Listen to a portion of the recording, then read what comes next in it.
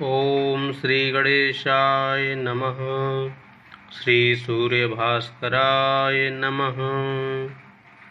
विवाह योग। अपनी कुंडली में अपने से जाने कि विवाह योग है या नहीं।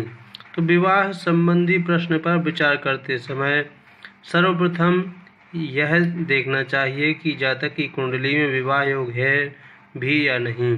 विवाह संबंधी सभी प्रश्नों में कुंडली में 7वें भाव सप्तमेश लग्नेश शुक्र एवं गुरु की स्थिति को मुख्यतः ध्यान में रखना चाहिए। सप्तम भाव इसलिए क्योंकि कुंडली में विवाह से संबंधित भाव यही है। सप्तमेश को देखना चाहिए आवश्यक है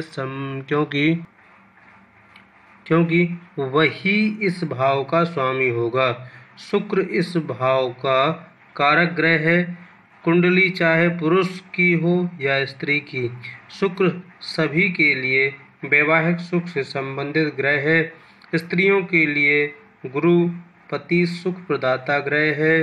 अतः स्त्री कुंडली का विचार कर रहे हैं तो गुरु की स्थिति भी विचारणीय होती है। लग्नेश का सप्तमेश एवं पंचमेश के साथ संबंध भी विवाह संबंधी प्रश्नों में अवश्य देखना चाहिए। विवाह संबंधी प्रश्नों में एक लग्न कुंडली तथा चंद्र कुंडली दोनों में ही देखना चाहिए। अधिक गहराई में से देखना हो तो नवांश कुंडली को भी आधार बनाया जा सकता है। कुंडली में विवाह योग हो तो विवाह अवश्य होता है। विवाह योग किस प्रकार है ये अभी आपको बताएंगे। सप्तम भाव का स्वामी चाहे शुभ ग्रह हो या पाप ग्रह, यदि वह सप्तम भाव में ही बैठा है या अपने भाव को देख रहा है, मतलब दृष्टि डाल रहा है, तथा सप्तम भाव पर अन्य किसी पाप ग्रह की दृष्टि नहीं है और ना ही कोई अन्य पाप ग्रह सप्तम भाव में बैठा है, तो विवाह योग स्पष्ट है, वह विवाह निश्चित होता है। जिसकी जन्म कुंडली में यदि लग्न में सप्तम भाव में सम राशि हो, सप्तमेश और शुक्र भी सम राशि में हो, सप्तमेश बली हो तो विवाह योग निश्चित होता है। यदि नंबर तीसरा योग है, यदि सप्तम भाव में कोई भी ग्रह ना हो, ना ही किसी पाप ग्रह की दृष्टि हो, वह सप्तमेश बली हो तो विवाह अवश्य होता है। ऐसा ये तृतीय योग है।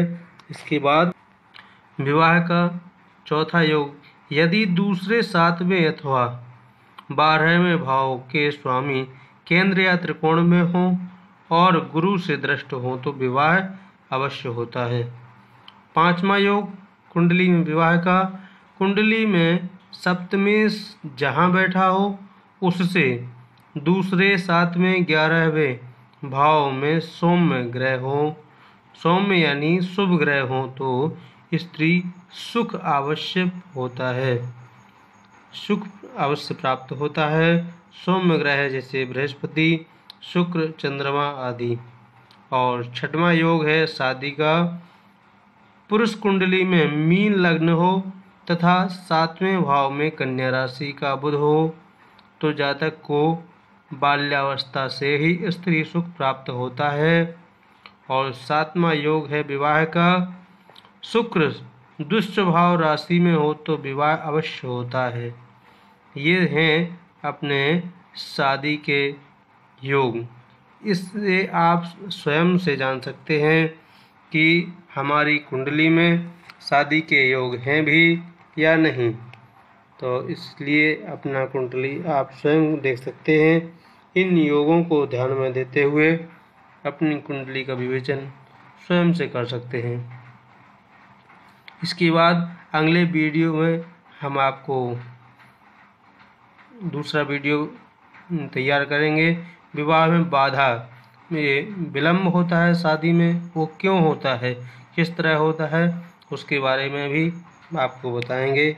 अभी यहीं पे विराम करते हैं। ओम।